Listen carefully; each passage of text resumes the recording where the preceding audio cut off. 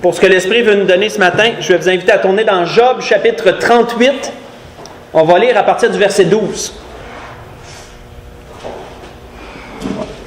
Dans le livre de Job, chapitre 38, on va débuter au verset 12. Où on le sait, Job a discouru avec ses amis pendant un certain temps. À un moment donné, on a vu une autre personne du nom d'Élihu qui était présent et qui a parlé. Après que les anciens aient parlé, lui, il était le plus jeune. Il a attendu, selon la bienséance, que les anciens finissent leur discours. Et lorsque les anciens n'avaient plus rien à rajouter, lui, le plus jeune, a commencé à parler. S'est introduit, a commencé à parler. Et nous voyons qu'après Élihu, c'est Dieu qui a emboîté le pas pour parler à Job. Et nous retrouvons ici où Dieu parle à Job et lui demande des choses. Et lui réveille des choses. Et lui dit à partir du verset 12, « Depuis que tu existes, as-tu commandé au matin? As-tu montré sa place à l'aurore? Pour qu'elle saisisse les extrémités de la terre et que les méchants en soient secoués. Pour que la terre se transforme comme l'argile qui reçoit une empreinte et qu'elle soit parée d'un vêtement. Pour que les méchants soient privés de leur lumière et que les bras qui se lèvent soient brisés. As-tu pénétré jusqu'aux sources de la mer? T'es-tu promené dans les profondeurs de l'abîme? » Parenthèse que je veux rouvrir et refermer qui n'a pas rapport vraiment avec le message, le cœur du message de ce matin, mais quand que le Seigneur dit « T'es-tu promené dans les profondeurs de l'abîme? » On sait qu'aujourd'hui, les hommes sont capables d'aller jusqu'à la Lune, peuvent faire des longues distances, mais saviez-vous qu'il y a encore des profondeurs dans les océans que les hommes n'ont pas été capables d'explorer? Et pourtant, c'est chez nous, ça. Ils ont plus de facilité à s'en aller sur la Lune que d'aller dans les profondeurs de l'eau, parce que, rendu à une certaine profondeur, il y a tellement de pression qu'il n'y a plus aucun équipement qui peut tenir toute la pression de l'eau qui est là. Donc, il y a même des profondeurs ici qui ne sont même pas encore capables d'explorer. Donc, la pensée est profonde quand que le Seigneur dit « À Job, t'es-tu promené dans les profondeurs de l'abîme? » En voulant dire, t'es-tu allé jusqu'au fond? As-tu vraiment été jusqu'au fond du plus profond des océans puis voir ce qui s'y passe? C'est quelque chose comme pensée. Les hommes ne sont pas encore capables de le faire de nos jours. On continue. « Les portes de la mort t'ont-elles été ouvertes? As-tu vu les portes de l'ombre de la mort? As-tu embrassé du regard l'étendue de la terre?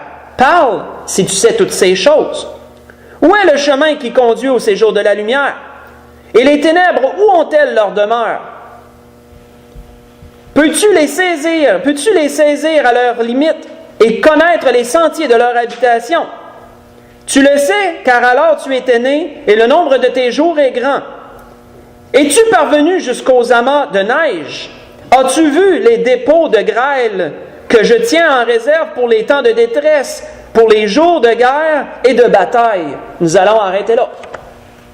Ce sur quoi l'Esprit m'a arrêté, frères et sœurs, c'est cette dernière portion que nous venons de lire. Il dit, « As-tu vu les dépôts de grêle que je tiens en réserve? » L'Esprit m'a interpellé là-dessus parce que, premièrement, ça veut dire que Dieu est un Dieu qui tient des choses en réserve. Il faut comprendre la pensée. C'est quoi tenir quelque chose en réserve? C'est une chose mise de côté pour un usage ultérieur. Si vous mettez quelque chose en réserve, ça veut dire que vous avez envie de l'utiliser, mais pas tout de suite. Vous le mettez de côté en vue, à un moment donné, de pouvoir l'utiliser. Et par rapport à ça, Dieu disait à Job, « As-tu vu les dépôts de grêle que je tiens en réserve? » C'est juste une pensée que je vais ouvrir et refermer sur ça avant qu'on enchaîne vraiment avec le cœur du message. Ça veut dire que quelque part, existe des dépôts de grêle que Dieu garde, comme s'il avait mis ça en réserve, ben, c'est ça qu'il dit, puis pour les jours de grande bataille, les jours de détresse. Et là, moi, l'Esprit me faisait cheminer dans l'Apocalypse lorsqu'il est dit vers la fin que dans les plus grandes calamités qui vont tomber sur la terre, il va y avoir des grêlons de la grosseur d'un talent. Et pesanteur aussi. Et je ne sais pas si vous le savez, un talent, j'ai fait la conversion, et je pensais que je m'étais trompé, je l'ai refait plusieurs fois, ça donne quasiment 100 livres. Des grêlons d'une grosseur de 100 livres, ça ne flotte pas dans les airs. Je veux dire, c'est pas des nuages. Là. que ça reste en suspens. Ça défierait les lois de la gravité. On sait que Dieu, lorsqu'il opère des grandes calamités, Dieu se sert de ces lois qu'il a mises en place et il les dirige selon sa volonté. Mais ça veut dire que quelque part en ce moment, il y a des dépôts de grêle qui attendent le moment. C'est quelque chose pareil. J'aimerais bien ça voir où est-ce qu'ils sont. Mais bon, c'est pas la pensée principale de ce matin. La pensée principale dans laquelle l'Esprit veut nous diriger, c'est que Dieu a une façon d'agir. Dieu tient des choses en réserve pour un usage ultérieur. Choses mises de côté pour un usage ultérieur. Et si on explore cette pensée, on voit qu'un jour, un homme a été guidé par la sagesse de Dieu et il a proposé exactement cela.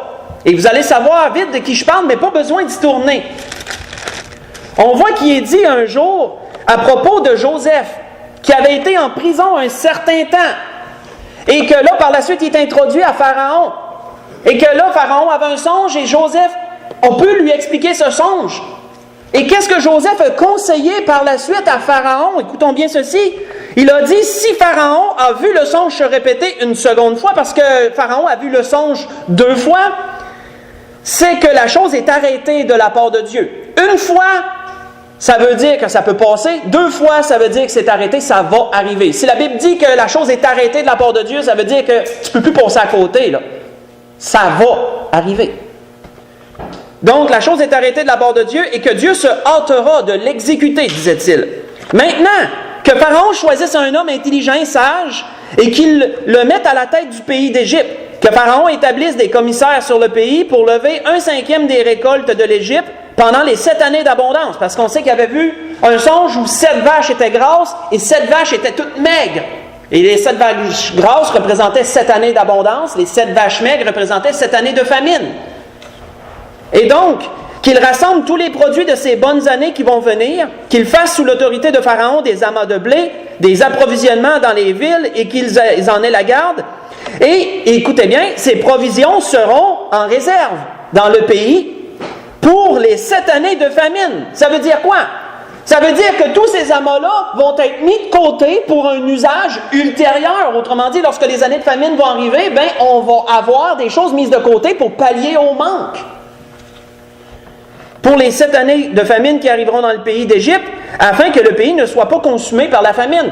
Et lorsque Joseph a présenté le plan à Pharaon, écoutons bien le commentaire que Pharaon a donné concernant cela. Ces paroles plurent à Pharaon et à tous ses serviteurs. Et Pharaon dit à ses serviteurs, « Trouverions-nous un homme comme celui-ci ayant en lui l'Esprit de Dieu? » Moi, ça m'a ramené à ce qu'on a lu en introduction. Dire, oui, Dieu est un Dieu, dans sa façon d'agir, qui met parfois des choses en réserve. Et si Joseph a eu cette idée, c'est pas parce que ça venait de lui, ça venait de celui qui le guidait.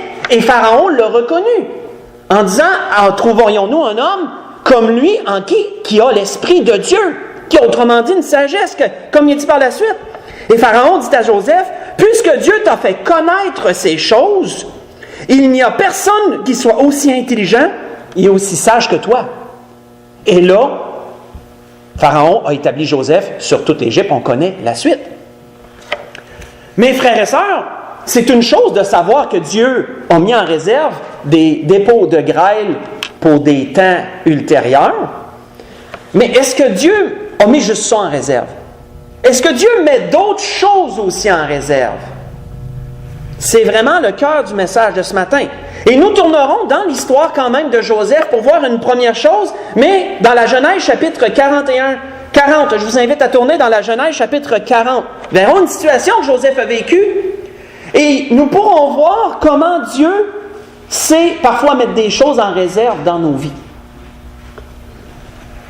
Qu'il arrive parfois des choses que Dieu va mettre de côté pour un usage ultérieur.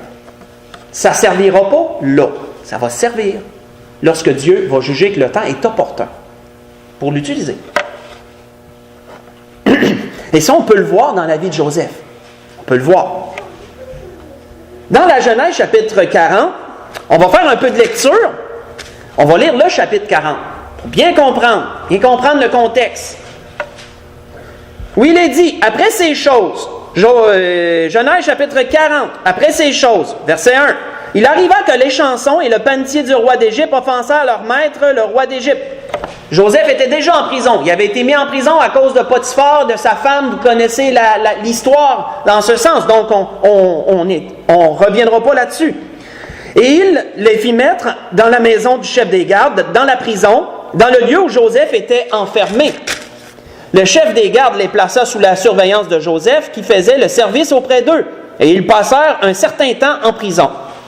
Pendant une nuit, les chansons et le panetier du roi d'Égypte, qui étaient enfermés dans la prison, eurent tous deux un songe, chacun le sien, pouvant recevoir une explication distincte. Joseph étant venu le matin vers eux, les regarda, et voici, ils étaient tristes. Alors il les questionna, les officiers de Pharaon, qui étaient avec lui dans la prison de son maître, et il leur dit, « Pourquoi avez-vous mauvais visage aujourd'hui? » Ils lui répondirent, « Nous avons un songe, il n'y a personne pour l'expliquer. » Joseph leur dit, « N'est-ce pas à Dieu qu'appartiennent les explications? Racontez-moi donc votre songe. » Le chef des chansons raconta son songe à Joseph et lui dit, « Dans mon songe, voici, il y avait un cep devant moi. Ce cep avait 3 sarments. Quand il eut poussé, sa fleur se développa et ses grappes donnèrent des raisins mûrs. La coupe de Pharaon était dans ma main. Je pris les raisins, je les pressai dans la coupe de Pharaon et je mis la coupe dans la main de Pharaon. Joseph lui dit, « En voici l'explication. Les 3 sarments sont 3 jours. Encore 3 jours et Pharaon relèvera ta tête et te rétablira dans ta charge. Tu mettras la coupe dans la main de Pharaon et comme tu en avais l'habitude lorsque tu étais son échanson. » Un échanson, c'est quelqu'un qui donne le breuvage au roi en passant. Donc, il y a le panetier qui s'occupe de préparer les pains du roi et de sa maison, et l'échanson s'occupe de donner le breuvage au roi. Donc, on nous est parlé premièrement ici de l'échanson. « Mais souviens-toi de moi, disait Joseph à l'échanson, mais souviens-toi de moi quand tu seras heureux, et montre, je te prie, de la bonté à mon égard, parle en ma faveur à Pharaon, et fais-moi sortir de cette maison. Car j'ai été enlevé du pays des Hébreux, et ici même je n'ai rien fait pour être mis en prison. » Le chef des panetiers, voyant que Joseph avait donné une explication favorable, dit, « Voici, il y avait aussi dans mon songe 3 corbeilles de pain blanc sur ma tête, et dans la corbeille la plus élevée, il y avait pour Pharaon des mets de toute espèce cuits au four, et les oiseaux les mangèrent dans la corbeille au-dessus de ma tête. » Et Joseph répondit, il dit, « En voici l'explication.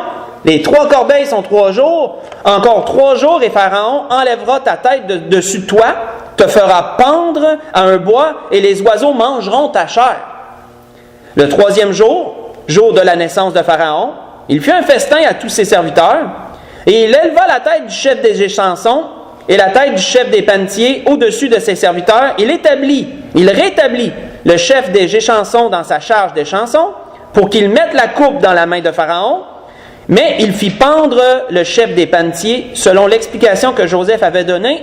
Et notons bien le dernier verset, le chef des chansons ne pensa plus à Joseph, il l'oublia. On sait que de la part des hommes, la mémoire est une faculté qui oublie. C'est un dicton qu'on a entendu maintes fois. Les chansons, tellement heureux de sortir de prison et d'être rétablis dans sa charge, oublient très rapidement Joseph qui avait donné l'explication de son songe. Mais il arrive un moment donné, plus tard, dans le chapitre 41, si on lit juste le verset 1, où il est dit au bout de 2 ans, imaginez, là, ça fait 2 ans que les chansons a oublié Joseph. Ça fait 2 ans qu'il l'a oublié en prison. Joseph continue à faire son temps, continue à faire un temps en prison. Injustement, on le sait. Les chansons, lui, il est tout heureux, il a rétabli sa situation, il continue de vivre comme si rien n'était, il a oublié Joseph. Au bout de 2 ans, Pharaon eut un songe et il se tenait près du fleuve. Là, on ne verra pas tout le songe. Mais si on saute au verset 8, on voit que le Pharaon a eu besoin d'une explication et personne ne pouvait le lui donner.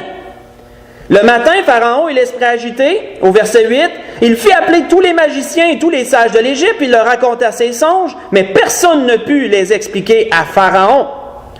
Alors le chef des chansons prit la parole et dit à Pharaon, « Je vais rappeler aujourd'hui le souvenir de ma faute. » Et Pharaon s'était irrité contre ses serviteurs, il m'avait fait mettre en prison dans la maison du chef des gardes, moi et le chef des panetiers. Nous eûmes l'un et l'autre un songe dans la même nuit, et chacun de nous reçut une explication en rapport avec le songe qu'il avait eu.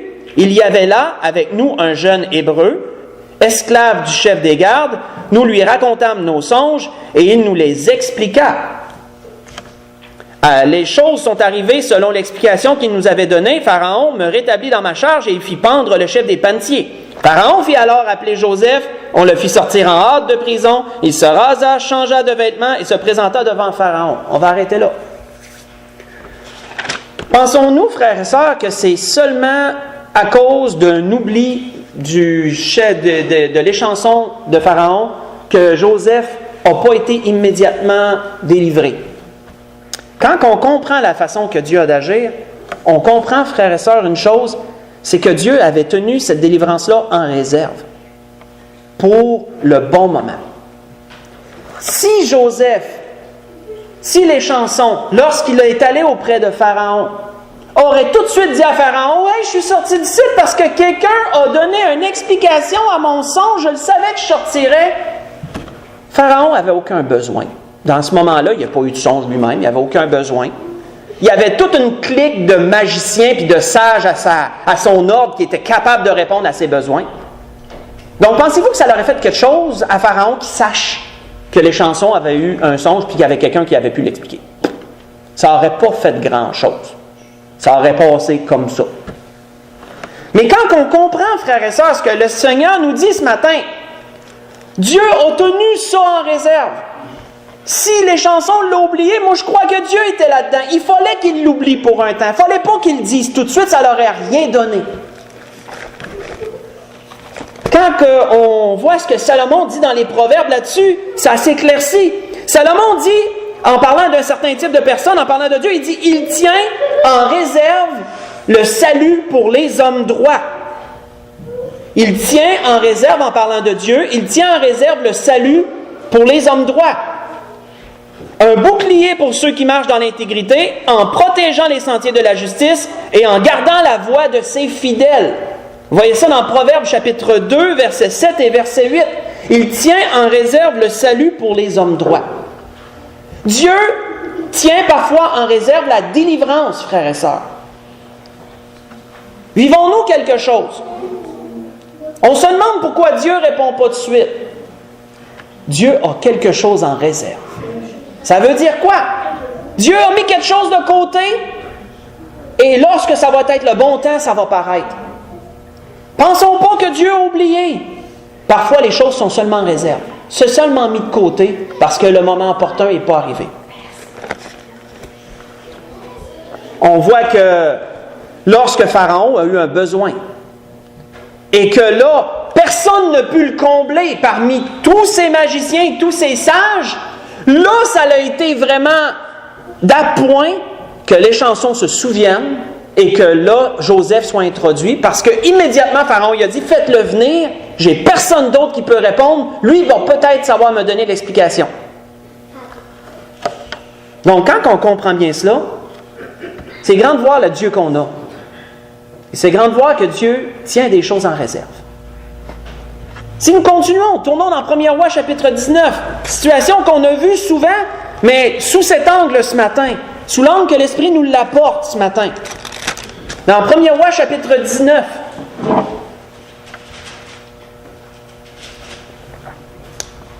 on va lire commencer du verset 1 au verset 4. On va seulement aller lire le principal.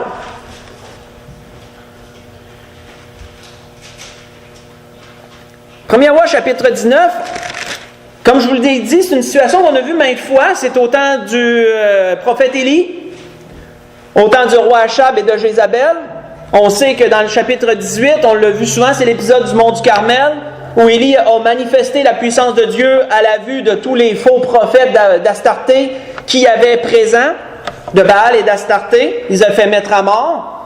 Là, on sait, au chapitre 19, il est dit, Achab rapporta à Jézabel tout ce qu'avait fait Élie, comment il avait tué par l'épée tous les prophètes.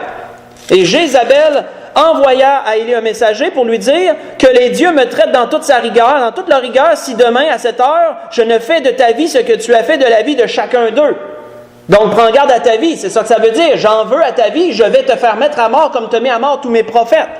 Élie, voyant cela, se leva et s'en alla pour sauver sa vie. Il alla à Beersheba, qui appartient à Juda, et il laissa son serviteur. Pour lui, il alla dans le désert, ou après une journée de marche, s'assit sur un genêt, demanda la mort en disant « C'est assez, maintenant, Éternel, prends mon âme, car je ne suis pas meilleur que mes pères. » Arrêtons là. On le sait, on l'a vu souvent, le découragement dans le cœur d'Élie, découragement de savoir qu'il était tout seul, découragement de savoir que là, le roi et son épouse en voulaient à sa vie et qu'il n'y avait pas personne avec lui. C'est quelque chose lorsque tu es tout seul à porter une charge aussi lourde et que tu sens qu'il n'y a pas personne qui peut comprendre ou qui peut t'aider à porter cette charge.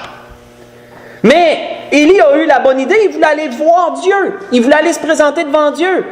Et comme Dieu, parfois, on l'a vu selon la parole, est plus présent à certains endroits, quoique Dieu est présent sur toute la terre, je veux dire, il la tient dans sa main, on voit que le mont Horeb était un endroit très spécial pour se présenter devant Dieu, puisque Élie a fait tout un chemin pour se présenter là, pour parler à Dieu, où il aurait pu lui parler n'importe quand. Élie a fait tout un chemin pour se rendre au mont Horeb, et il s'y est rendu par l'aide du Seigneur, et un ange est venu le nourrir, comme nous le savons. Mais quand on lit la suite, quand on lit à partir du verset 14, il est dit quoi? Il est dit, Élie répondit à l'Éternel, « J'ai déployé mon zèle pour l'Éternel, le Dieu des armées, car les enfants d'Israël ont abandonné ton alliance, ils ont renversé tes autels, ils ont tué par l'épée tes prophètes, je suis resté moi seul et ils cherchent à m'ôter la vie. » Et l'Éternel lui dit, « Va, reprends ton chemin par le désert jusqu'à Damas. Quand tu seras arrivé, tu oindras Hazaël pour roi de Syrie, tu oindras aussi Jéhu, fils de Nimshi, pour roi d'Israël, et tu oindras Élisée, fils de Shaphat, d'Abel-Méola, pour prophète à ta place. Et il arriva que celui qui échappera à l'épée de Hazaël, Jéhu le fera mourir. Celui qui échappera à l'épée de Jéhu, Élisée le fera mourir. Mais je laisserai en Israël 7000 hommes, tous ceux qui n'ont point fléchi le genou devant Baal et dont la bouche ne l'a point baisé. » Arrêtons-nous sur cette dernière parole, où l'Éternel disait à Élie, « T'es pas tout seul. Il y en a qui ont été mis de côté pour ce temps-là qu'on vit. » Et pourquoi, frères et sœurs, savons-nous qu'ils ont été mis de côté? C'est parce que l'apôtre Paul, lui, l'a révélé bien plus tard sur cette situation en disant « Dieu n'a point rejeté son peuple qu'il a connu d'avance. Ne savez-vous pas ce que l'Écriture rapporte d'Élie? Comment il adresse à Dieu cette plainte contre Israël? Seigneur, ils ont tué tes prophètes, ils ont renversé tes autels, moi seul je suis resté, et ils cherchent à monter la vie. Mais quelle réponse Dieu lui donne-t-il? Je me suis réservé, disait l'apôtre Paul, en parlant de cette situation-là, Dieu dit, je me suis réservé 7000 hommes qui n'ont point fléchi le genou devant Baal. Vous voyez ça dans Romains chapitre 11, j'ai lu le verset 2, et le verset 2 au verset 4. Donc, qu'est-ce qu'Élie disait? Qu'est-ce que Dieu disait à Élie? Je me suis réservé des hommes. J'en ai mis de côté. Autrement dit, je les ai préparés pour le bon moment. Et le départ d'Élie était ce moment où Dieu révélerait ces hommes et ces hommes aideraient à porter la charge. Ils continueraient la charge. Une parenthèse que je veux ouvrir et refermer, je l'ai déjà mentionné à l'Église, mais ça c'est prophétique de la grande tribulation. Élie représente l'Église qui sera enlevée. Et ne pensons pas qu'il n'y aura plus personne pour porter le témoignage, parce que lorsque l'Église sera enlevée, il y en a 144 000 parmi des Juifs qui sont convertis à Jésus-Christ, qui vont porter le flambeau pendant que l'Église ne sera plus là pour le porter.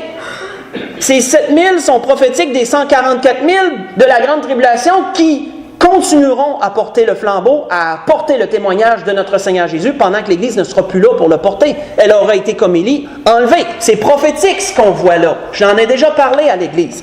Je referme cette parenthèse. L'important de comprendre, c'est que on peut parfois penser qu'il n'y a plus d'hommes. On prie encore pour des pasteurs, puis on se dit, de nos jours, qui sait qui pourrait encore être homme de Dieu? Qui sait que Dieu pourrait encore choisir pour son œuvre? Dieu a encore des hommes en réserve, j'en suis sûr. Des gens qui sont préparés dans le secret et gardés pour le bon moment. Et frères et sœurs, je méditais un peu sur mon cheminement, et vous l'avez vécu avec moi, ça, je crois. Si on fait juste reculer la cassette un peu, vous avez eu pendant longtemps un grand homme de Dieu, qui un jour, pour ses raisons, est parti. Vous avez eu un autre homme qui est venu par après, qui n'a pas fait longtemps.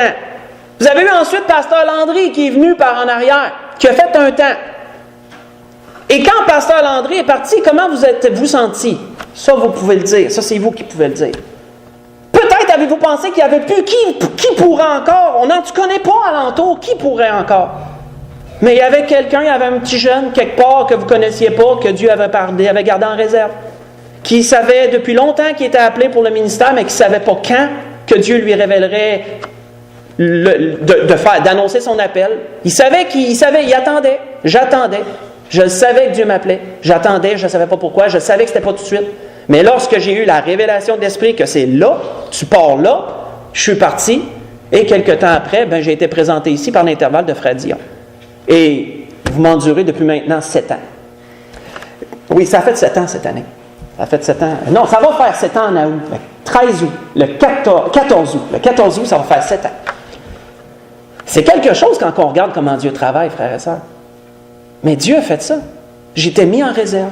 C'est un exemple. J'ai été mis en réserve. J'ai été mis de côté pour un usage, pour le bon moment. Et si j'aurais annoncé mon appel avant ça, ça serait probablement pas ici que je me serais ramassé. Tu sais, le Seigneur a tellement un beau plan et Dieu donne tous les coups d'envoi quand c'est le temps de les faire. Notre Dieu, frère et sœur, est un Dieu qui tient des choses en réserve. C'est bien de le comprendre. Et on voit que parfois, c'est certaines situations, comme avec Joseph, la délivrance n'est pas venue tout de suite, parce que lorsque ça a été le bon moment de la mettre en place, elle a été totale, parce que Joseph a été amené au-dessus de tout l'Égypte. Seul le trône de Pharaon le séparait d'avoir toute autorité, comme il est mentionné. Toute une délivrance, et comme Salomon le disait, Dieu tient en réserve le salut, qui veut dire la délivrance. Dieu tient en réserve le salut pour les hommes droits. Ça veut dire qu'il y a un temps. Lorsqu'on vit quelque chose et qu'on atteint une délivrance, ne nous décourageons pas, il y a quelque chose en réserve. Dieu l'a juste préparé, c'est juste pas le bon moment de le révéler. On voit que des hommes, c'est pareil. Dieu parfois se tient des hommes en réserve pour le bon temps. Voyons une dernière chose. Tournons dans Esther, chapitre 2. Dans l'histoire d'Esther, on voit encore, frères et sœurs, et c'est le dernier exemple qu'on va prendre avant de conclure, on voit encore ce même fait. Dans Esther, chapitre 2.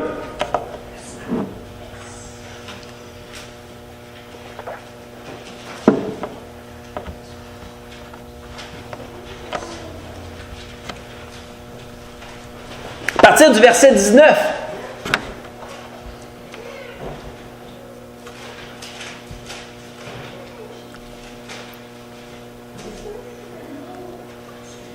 On le sait qu'on est sous le règne des Mèdes et des Perses. Les Juifs sont soumis, sont sous la domination des Mèdes et des Perses.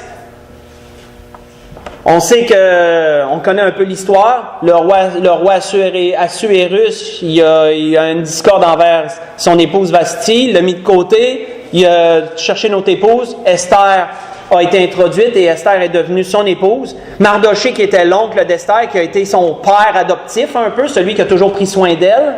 On sait que, veut pas, ça lui a donné une porte d'entrée un peu à la maison du roi. Et là, il est dit, la seconde fois qu'on assembla les jeunes filles, au verset 19 d'Esther, chapitre 2, Mardoché était assis à la porte du roi. Esther n'était pas encore... Esther, étais-tu reine? Oui, elle venait juste d'être reine, je crois. Je peux me tromper, mais il me semble. Donc, Esther n'avait fait connaître sa naissance ni son peuple, car Mardoché le lui avait défendu. Et elle suivait les ordres de Mardoché aussi fidèlement qu'à l'époque où elle était sous sa tutelle. Dans ce même temps, comme Mardoché était assis à la porte du roi, Bigtan et Teresh, 2 eunuques du roi, gardes du seuil, cédèrent à un mouvement d'irritation et voulurent porter la main sur le roi Assuérus. Autrement dit, ils ont voulu lui faire mal, ils ont voulu lui faire violence, ils ont voulu le battre ou quelque chose comme ça. S'ils ont voulu porter la main sur lui, c'est pas bon, là. C'est quelque chose, c'est dans le but de lui faire du mal.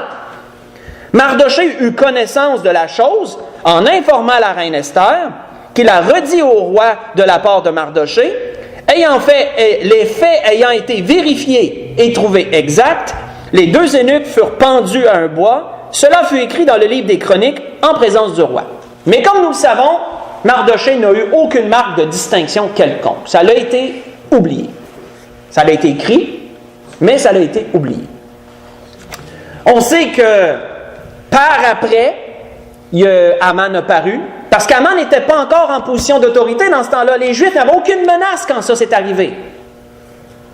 Donc, frères et sœurs, comprenons que, est-ce que ça leur était un moment opportun que Mardoché soit récompensé là, quand il n'y avait aucune menace présente.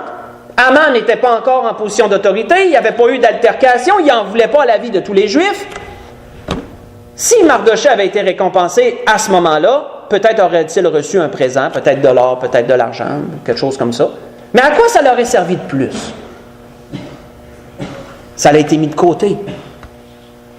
Et plus tard, lorsque les Juifs ont été sur une grande menace, on le sait, de la part d'Aman, et que là, Haman voulait aussi faire mourir Mardoché, il est arrivé dans Esther chapitre 6, si nous y tournons, Esther chapitre 6, du verset 1 au verset 6, il est dit « Cette nuit-là, le roi ne put pas dormir, et il se fit apporter le livre des annales et les chroniques. » Pensons-nous, frères et sœurs, que c'est un hasard?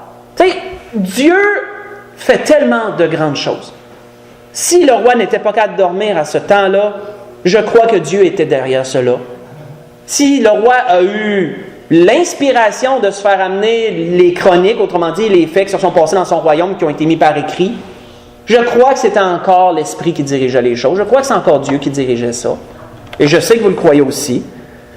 On les lut devant le roi et l'on trouva écrit ce que Mardoché avait révélé au sujet de Bigtan et de Téresh, les deux eunuques du roi, gardes du seuil, qui avaient voulu porter la main sur le roi. Et là, Assuérus, le roi, dit « Quelle marque de distinction et d'honneur Mardoché a-t-il reçu pour cela? » Parce que probablement qu'il n'y avait rien d'écrit dans les chroniques. Quand il a lu ça, probablement qu'il n'y avait rien d'écrit concernant la récompense qu'il avait reçue. Sinon, ça leur aurait été écrit, Mardoché a reçu ci ou ça. Et là, il dit, il n'y a rien d'écrit. Quelle marque, quelle distinction qu'on y a faite par rapport à ça? Et là, il a été dit, il n'a rien reçu, répondirent ceux qui servaient le roi. Alors le roi dit, qui est dans la cour? Et là, Haman arrivait dans l'entretemps. Haman était venu dans la cour extérieure de la maison du roi pour demander au roi de faire pendre Mardoché au bois qu'il avait préparé pour lui. Les serviteurs du roi lui dirent, c'est Haman qui se tient dans la cour, et le roi dit qu'il entre. Haman entra, et le roi lui dit, que faut-il faire pour un homme que le roi veut honorer? Et là, Haman se dit en lui-même, quel autre que moi, le roi voudrait-il honorer? Et là, on ne lira pas, mais on sait qu'Haman a mis le paquet. Mets-les sur le cheval du roi, fais-y porter le vêtement du roi, puis fais-les pavaner dans toute la ville, puis dis à tout le monde que c'est comme ça que le roi récompense ceux qui sont fidèles.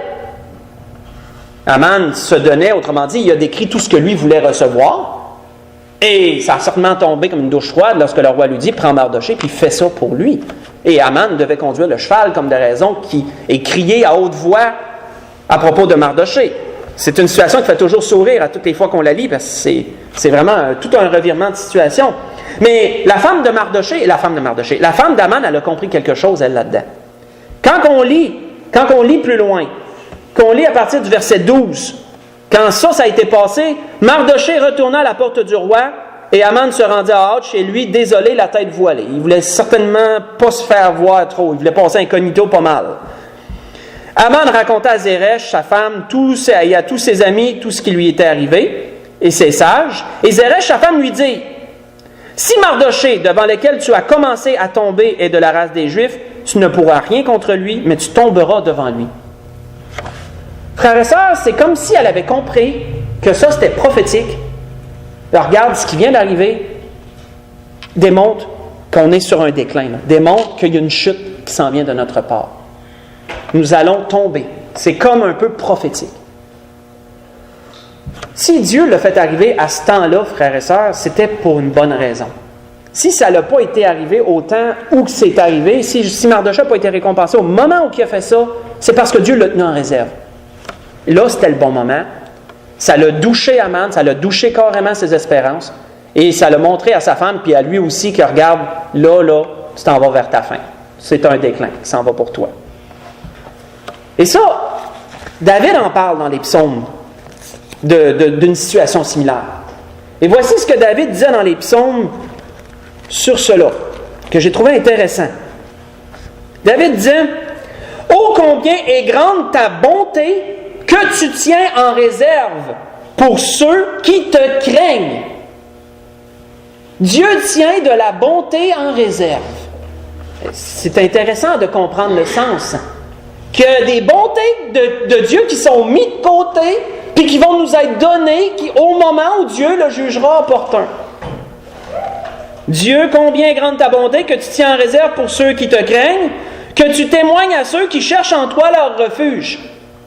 À la vue des fils de l'homme, tu les protèges sous l'abri de ta face contre ceux qui les persécutent, tu les protèges dans ta tente contre les langues qui les attaquent. Je trouvais que ça se rapportait bien à Aman et à ce qu'il voulait faire avec lui.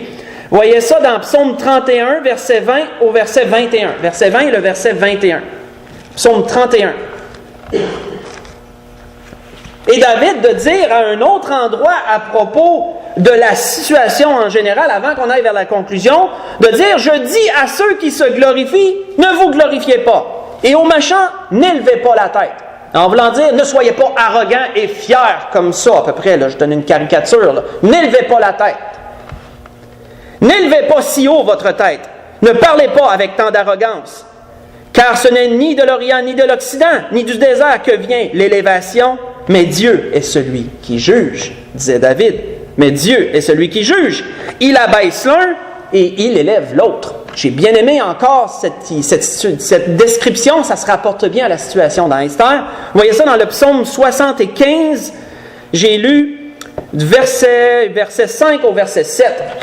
Verset 5 au verset 8, psaume 75. C'était sur ce sujet que l'Esprit voulait nous diriger ce matin. Ce que Dieu tient en réserve. Et c'est merveilleux de le comprendre. Il y a des situations que Dieu tient des délivrances en réserve. Il y a des situations où Dieu tient des hommes en réserve. Et il y a d'autres situations où Dieu tient parfois sa bonté en réserve pour un temps qui sera opportun. Car Dieu agit ainsi. Et frères et sœurs, si nous agissons ainsi, si c'est dans notre nature de parfois se réserver des choses de côté, on l'a sûrement toutes déjà fait, bien c'est parce qu'on a été créé à l'image de Dieu. Je veux dire, on fait à l'image, on est un peu à l'image de celui qui nous a créés. On fait ça nous autres aussi parce que celui qui nous a créés agit comme ça. Dans bien des sens, dans bien des sens, on peut voir cette similitude dans nos agissements parfois. Mais Dieu, pour conclure, veut nous donner un bel encouragement et nous dire ce qu'il tient aussi en réserve pour nous. Pour conclure, dans Colossiens chapitre 1. Pour conclure le sujet que l'Esprit a voulu nous donner ce matin sur ces choses, ce que Dieu tient en réserve. Dans Colossiens chapitre 1, on va lire du verset 1 au verset 5. L'apôtre Paul donnait à l'Église de Colosse une belle espérance en ce sens.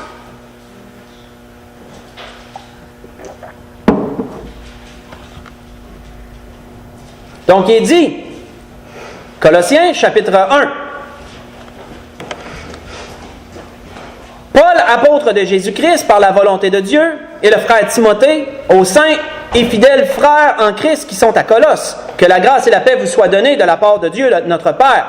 Nous rendons grâce à Dieu, le Père de notre Seigneur Jésus-Christ, et nous ne cessons de prier pour vous, de demander pour vous, autrement dit, toutes sortes de requêtes.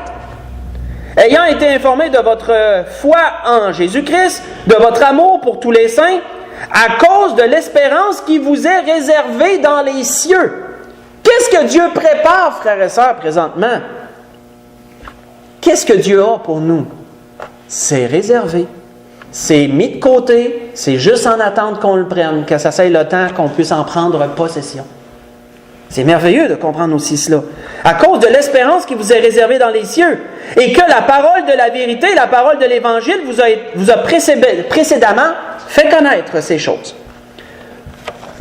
Et pour conclure complètement, Pierre disait un peu plus spécifiquement sur ce qui nous est réservé. Il disait « Béni soit Dieu, le Père de notre Seigneur Jésus-Christ, qui selon sa grande miséricorde nous a régénérés pour une espérance vivante, par la résurrection de Jésus-Christ d'entre les morts pour un héritage qui ne peut ni se corrompre, ni se souiller, ni se flétrir. Il vous est réservé dans les cieux. À vous, qui par la puissance de Dieu êtes gardés par la foi pour le salut, prêts à être révélés dans les derniers temps. La grâce que je vous souhaite à tous. On est dans ces derniers temps. Continuons à œuvrer pour le Seigneur sans relâche. Dans tout ce qu'on peut faire pour le Seigneur, faire pour son Église, pour son œuvre, peu importe, sachant que tout ce qu'on fait est rétribué et réservé dans les cieux en attente que nous en prenions possession. C'est la grâce que je vous souhaite à tous. On peut se lever pour le dernier cantique.